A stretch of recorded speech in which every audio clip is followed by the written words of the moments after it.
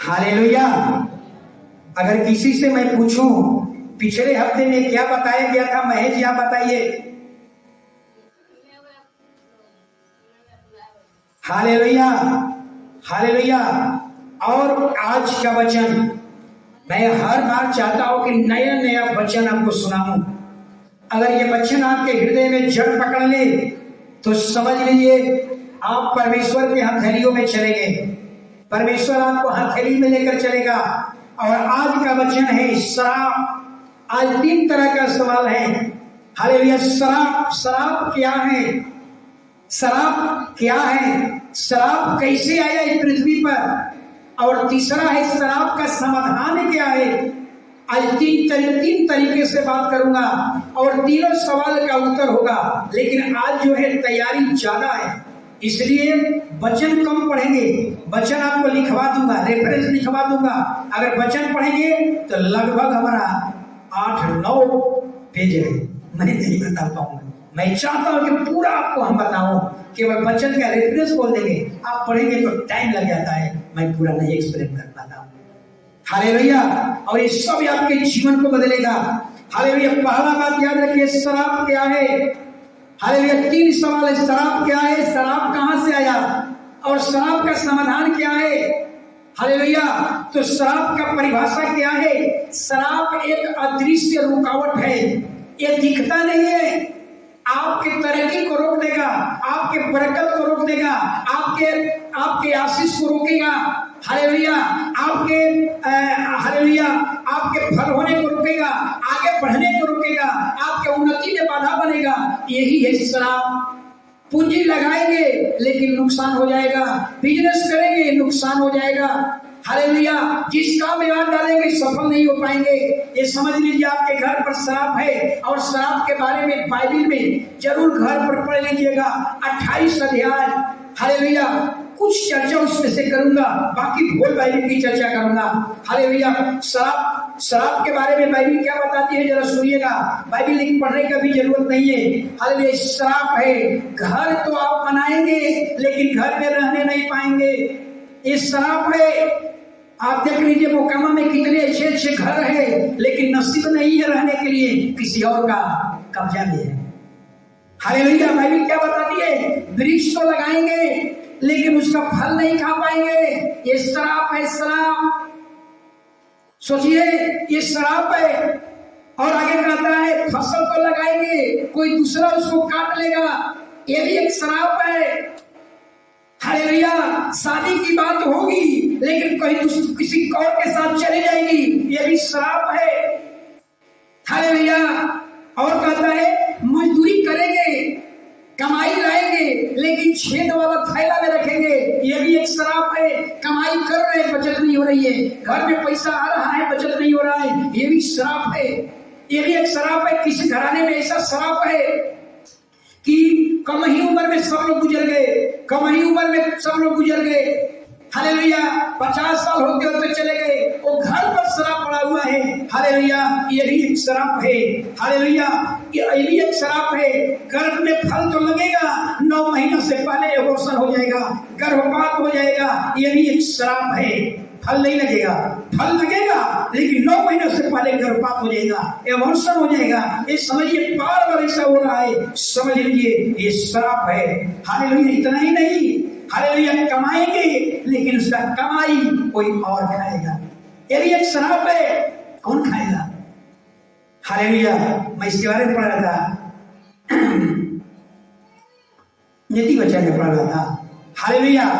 आप कमाएंगे और कौन खाएगा? व्यभिचारी महिला उसको खाएगी। हालेलुया।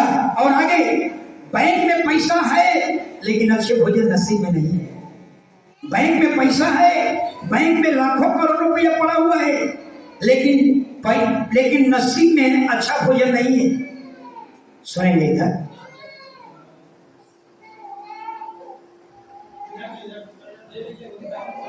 किसका बच्चा है?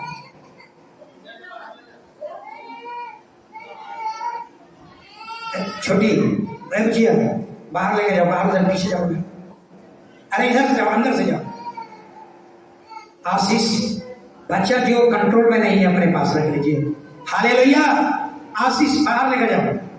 समझिए, बैंक में पैसा है, बैंक में आपका पैसा रखा हुआ है, करोड़ों रुपया रखा हुआ है, लेकिन आप सोच लेंगे कि अच्छा भोजन कर लेंगे, नहीं संभव है।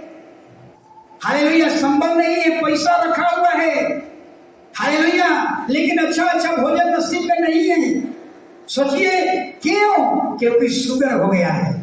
शुगर होगा तो 4 बीमारी लेकर आएगा, heart fail, kidney fail, liver fail, आंख डायगे, अच्छा भोजन नहीं खाएंगे, लीवर खराब है, लीवर काम नहीं कर रहा है, किडनी फिल्टर नहीं कर रही है, बैंक में पैसा पड़ा हुआ है, करोड़ रुपया पड़ा हुआ है, खाना कैसा खा रहे हैं, किस्मत में नहीं है, नसीब में नहीं है, लीवर साथ नहीं दे रहा है, किडनी साथ नहीं दे रहा है, हार्ट साथ नहीं दे रहा है, कैसा खा रहे हैं? एक कंगाल का भोजन, एक भिखारी का भोजन खा रहे हैं, जीवन भर सूखल रोटी और करेली का भुजिया।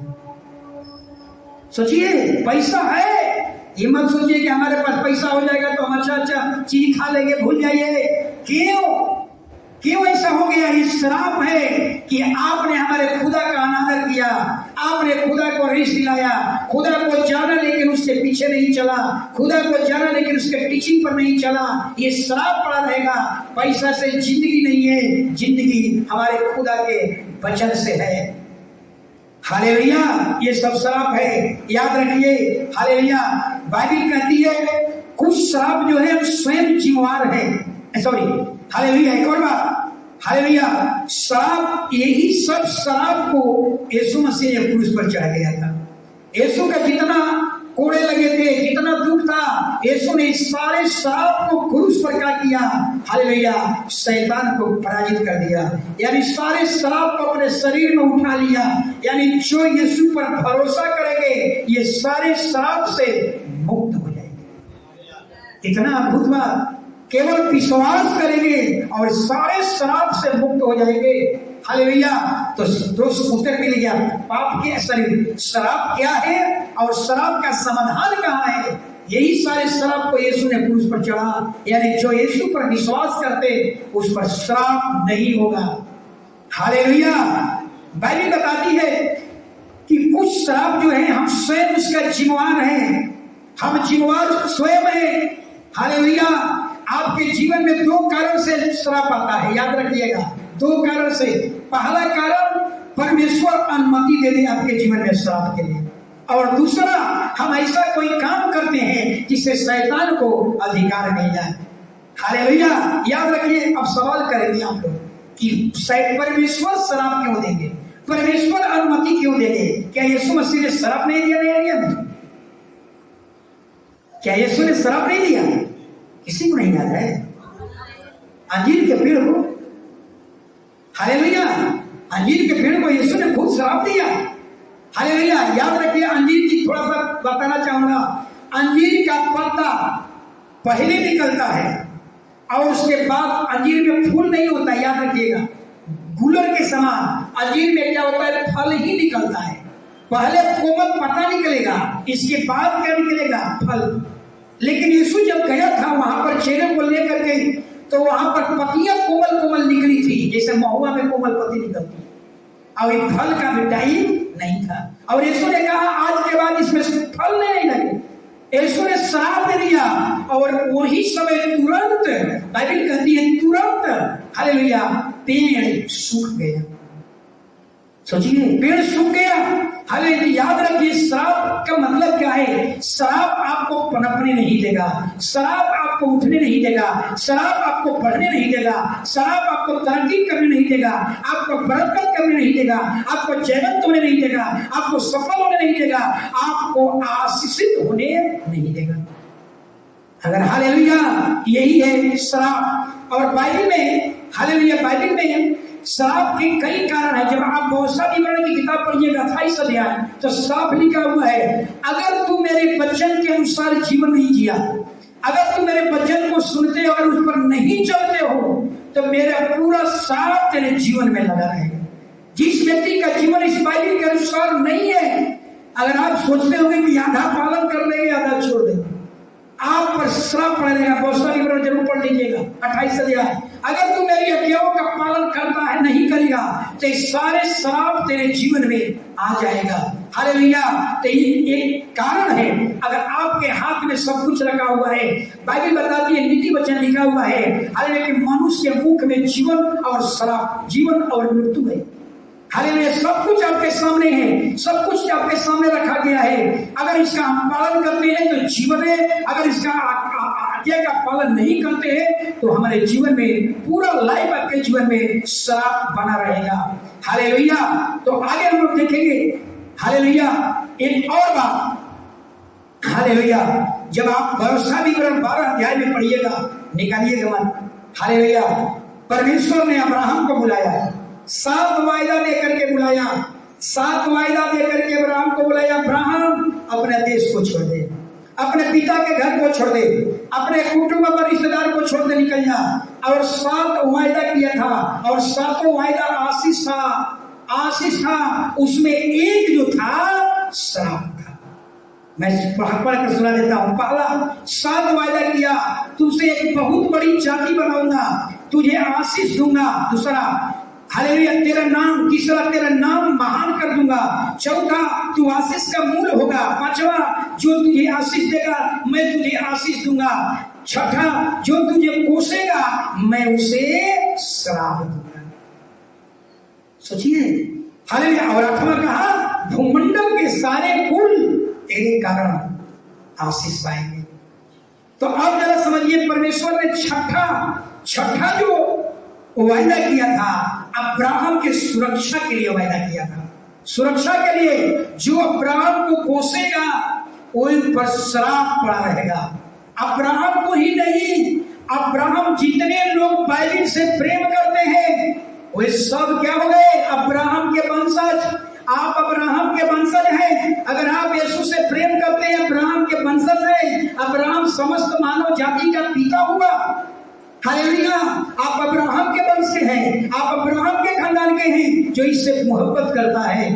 आप सोच लीजिए, अगर आपको कोई आपके अंगुली उठाए, आपको अगर कोई श्राप दे, आपको कोई कोसे, आप पर कोई अंगुली उठाए, आपके विरोध में कोई बोले, आपके कोई गलतियां निकाले, तो समझ लीजिए उस पर पूरा जीवन श्राप पड़ा रहेगा। समझ में आ रहा है बात? हालेलुया। समझ में आ रहा है? आप परमेश्वर के अब्राहम के वंश के हो गए, आप अब्राहम के खानदान के बन गए। और परमेश्वर ने छठा वायदा किया था, जो अब्राहम को कोसेगा उसको श्राप दे दूंगा। आप अब्राहम के वंशज हैं। अगर आपको कोई कोस रहा है, आप में कोई गलतियां निकाल रहा है, आप में कोई गलतियां ढूंढ रहा है, आपका कोई निंदा कर रहा है, आप पर कोई अंगुली उठा रहा है, याद रखिए उन पर परमेश्वर का श्राप पड़ा रहेगा। ये मैं नहीं कहता, बाइबल कहती है। हालेलुया। आप सोच रहे हैं बहन जी अभी नहीं आना है। हालेलुया। अभी यहाँ किसी को आने की जरूरत नहीं। हालेलुया। सोच लीजिए। हालेलुया। आप कितने परमेश्वर के दृष्टि में आदरणीय हैं। आपके विरोध में, इसीलिए मैं कहता हूं, किसी के विरोध में आप नहीं बोलिए। कलीसिया भाई बहन के विरोध में मत बोलिए। किसी के पर आप अंगुली मत उठाइए, क्योंकि बाइबल में लिखा गया है हम सब अब्राहम के वंशज हैं। जो बाइबल से मोहब्बत करता है अब्राहम के वंशज हैं। अगर अब्राहम के वंशज को कोई कोसेगा, उसमें कोई गलतियां निकालेगा, उस पर कोई अंगुली उठाएगा, उसके विरोध में कोई बोलेगा, परमेश्वर कहता है कि मैं उसको श्राप दे दूंगा।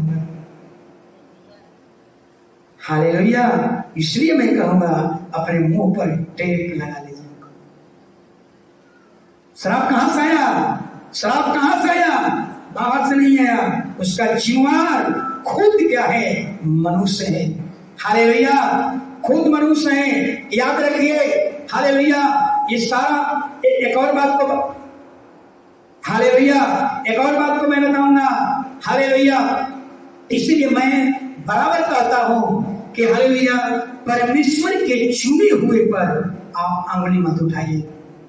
कौन है परमेश्वर के चुने हुए? जो बपतिस्मा लेकर के पवित्र जीवन जी रहा है। आप उस पर अंगुली नहीं उठाइए। मेरी नम्रता है, मेरी विनती है कि उस पर अंगुली मत उठाइए, अन्यथा अपने घर पर, अपने घराने पर हम शराब को न्योता दे रहे हैं।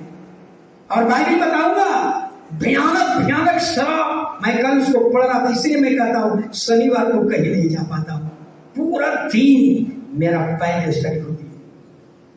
हालेलुया, सोचिए जरा, हालेलुया, यानी कहने का मतलब आप परमेश्वर के चुने हुए हैं, आप परमेश्वर के ब्राह्मण के वंश के हैं, आप परमेश्वर के चाहे सेवक हो या परमेश्वर म्यूजिशियन टीम हो, चाहे वर्शिप लीडर हो या बपतिस्मा लेकर के पवित्र जीवन जी रहे हो, आपको उस पर सवाल उठाने की जरूरत नहीं है, आपको उसके पर अंगुली उठाने की जरूरत नहीं है, आपको उसमें गलतियां ढूंढने की जरूरत नहीं है। हालेलुया, आपको उस पर ठट्ठा करने की जरूरत नहीं है। अगर आप ऐसा करते हैं तो समझिए आपके जीवन पर खुदा का श्राप अपने आप आ जाएगा। हालेलुया, एलिसा का नाम सभी लोग जानता है। एलिसा कौन था? एलिसा वही एलिसा था जो एलिय्याह के अंदर जो आत्मा थी, किसमें आया था? एलिसा के अंदर। जो एलिय्याह ने चमत्कार नहीं किया, उससे कई गुना बढ़ करके एलिसा ने चमत्कार किया था। कहां से किया था? वो एलिसा पर आत्मा था, आत्मा।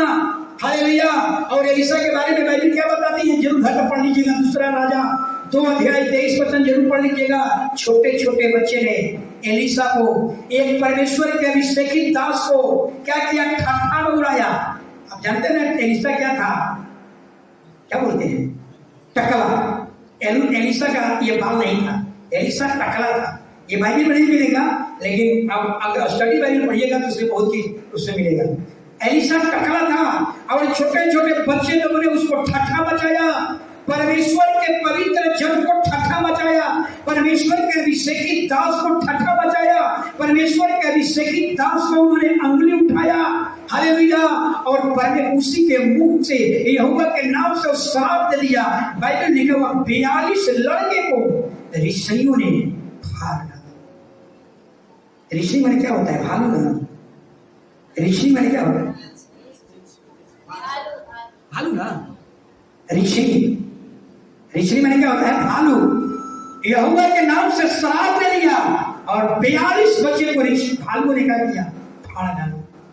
याद रखिए, बाइबल नीति वचन क्या कहती है? बाइबल नीति वचन कहती है कि मनुष्य के मुंह में जीवन और मृत्यु है। अगर इससे अच्छा बात निकलेगा तो आपके जीवन में फल लग जाएगा, अगर इससे कड़वा निकल गया तो श्राप हो गया। सब कुछ आपके यहाँ रखा हुआ है। हालेलुया। बाइबल बताती है हालेलुया कि 42 बच्चे क्या हो गए? मृत्यु में चले गए। हालेलुया।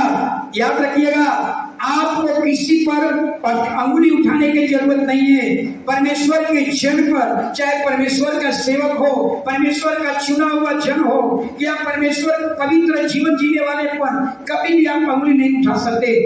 फरीसी लोगों ने, यहूदी लोगों ने यीशु पर भी अंगुली उठाया था। याद है कब उठाया था?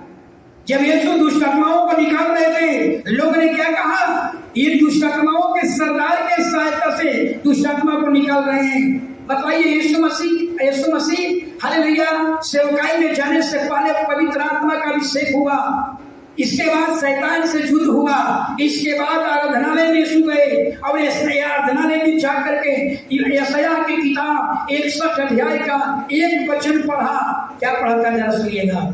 प्रभु का आत्मा मुझ पर है, क्योंकि यहोवा सुसमाचार सुनाने के लिए मेरा अभिषेक किया और इसलिए भेजा कि मैं खिन्न मन वालों को शांति दूं, बंदियों को स्वतंत्रता का तथा कैदियों को छुटकारे का प्रचार करूं। जिस पर पवित्र आत्मा का अभिषेक हो, जो व्यक्ति अभिषेकित व्यक्ति है, उस पर लोगों ने क्या किया? फरीसी लोगों ने, यहूदी लोगों ने उस पर अंगुली उठाया। हालेलुया। लेकिन यीशु मसीह ने क्या किया? वहां पर जबरदस्त एक चेतावनी दिया। हालेलुया। सारे पाप अपराध क्षमा किया जा सकता है, लेकिन पवित्र आत्मा के विरोध में अगर कोई बात बोलता है, हालेलुया, या पवित्र आत्मा पर कोई अंगुली उठाता है, पवित्र आत्मा के विरोध में कोई कमेंट करता है या ठट्ठा करता है, उसका पाप कभी क्षमा नहीं। और कोई भी पादरी प्रचार करता है, आत्मा की सामर्थ्य भरकर प्रचार करता है, हालेलुया, कभी भी आपको सवाल उठाने की जरूरत नहीं है। हालेलुया, अंगुली उठाने की जरूरत नहीं है। हालेलुया, इसलिए वहां पर यीशु ने जबरदस्त चेतावनी दिया। इसलिए बाइबल कहती है हालेलुया, शराब कहां से आया? शराब स्वयं मनुष्य क्या है? जिम्मेवार है।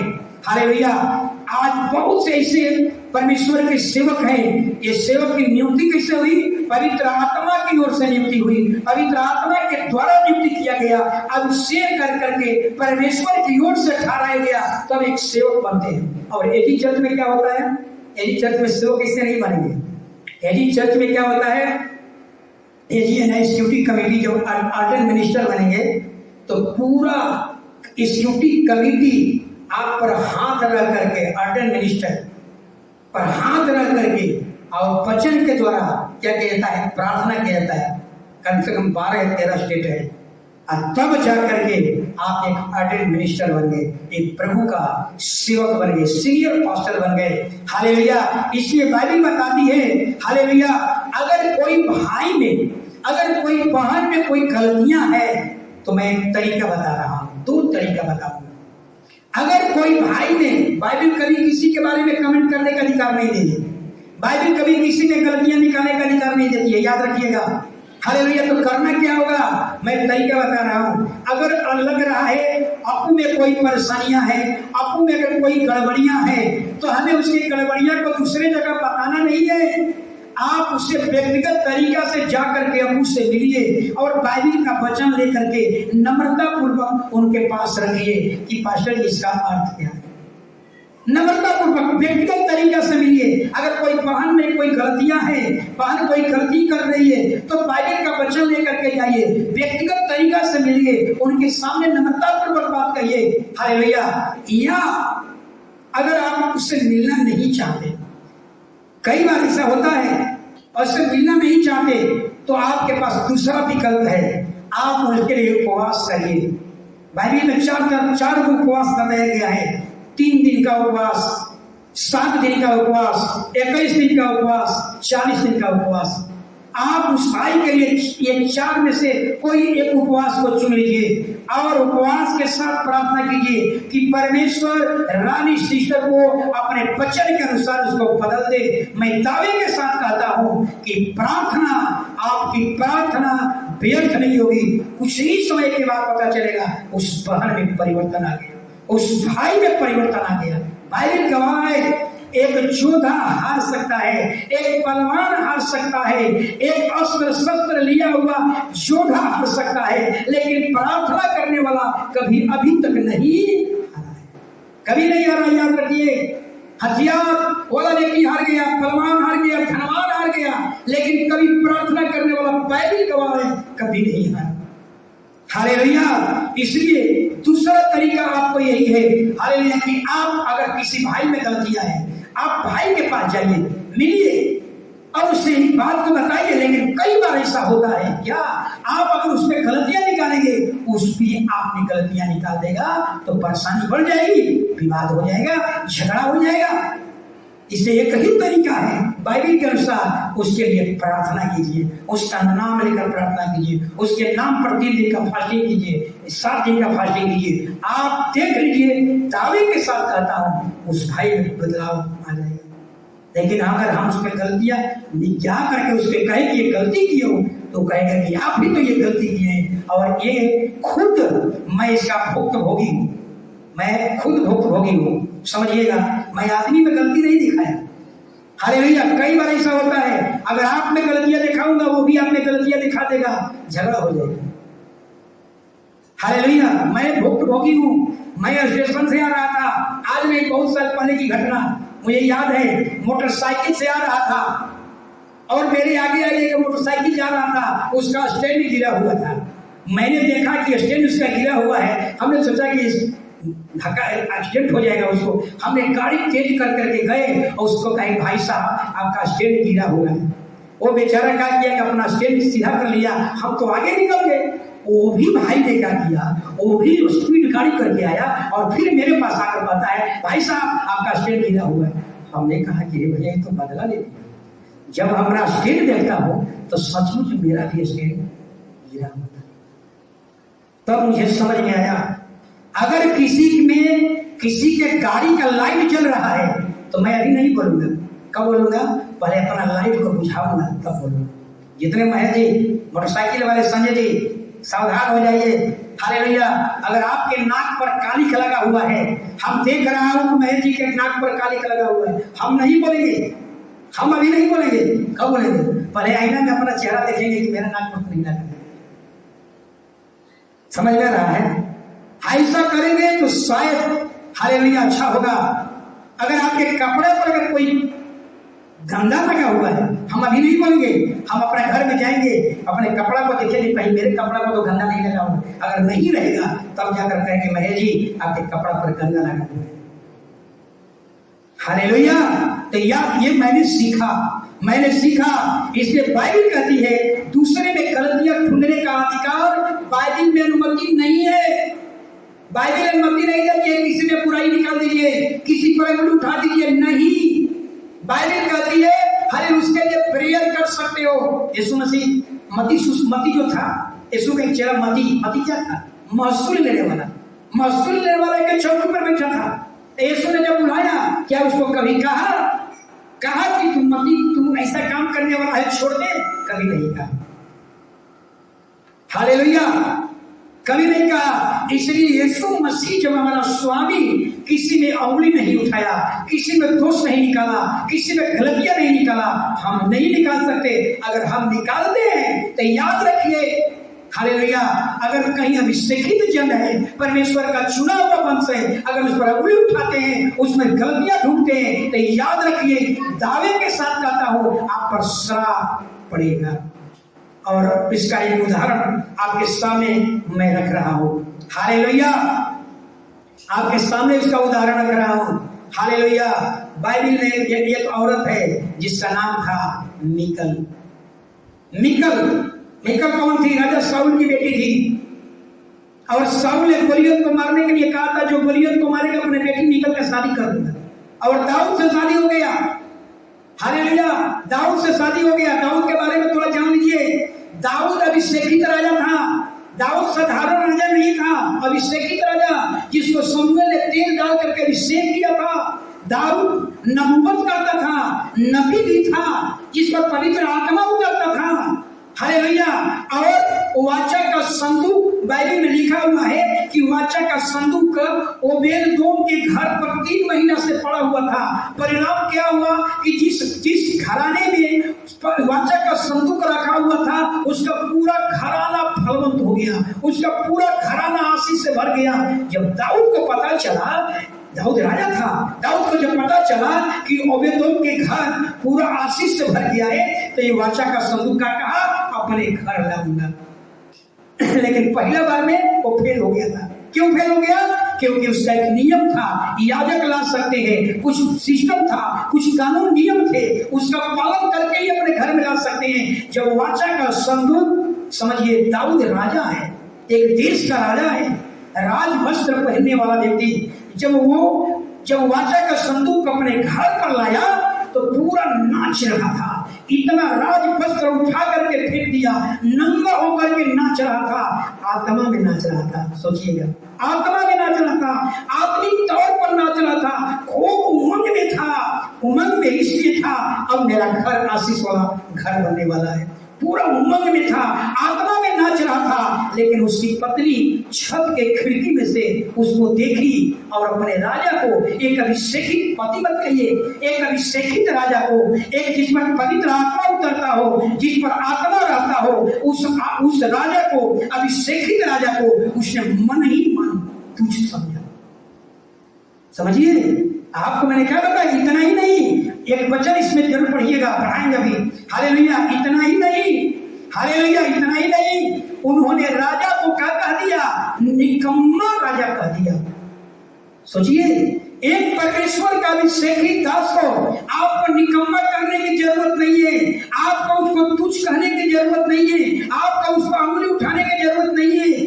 वो आत्मिक रीति से नाच रहा था, अपने आप को तुच्छ बना करके नाच रहा था, अपने आप को परमेश्वर के सदृश छोटा बना कर नाच रहा था, आत्मा में नाच रहा था। और उसकी पत्नी छत से देख करके मन ही मन तुच्छ समझी। हालेलुया। और उसको निकम्मा राजा तक हटाना, परिणाम क्या हुआ? वो निकल पूरे जीवन भर उस पर श्राप आ गया। क्या श्राप था? बांझ बनी रही, एक औलाद तक नहीं। क्यों नहीं हुआ? कि आपने अभिषेकित राजा को, जिस पर आत्मा उतरती हो, उस अभिषेकित राजा को तूने तुच्छ समझा। एक वचन पढ़ लीजिए, 2 सामुएल 6 अध्याय 20 वचन।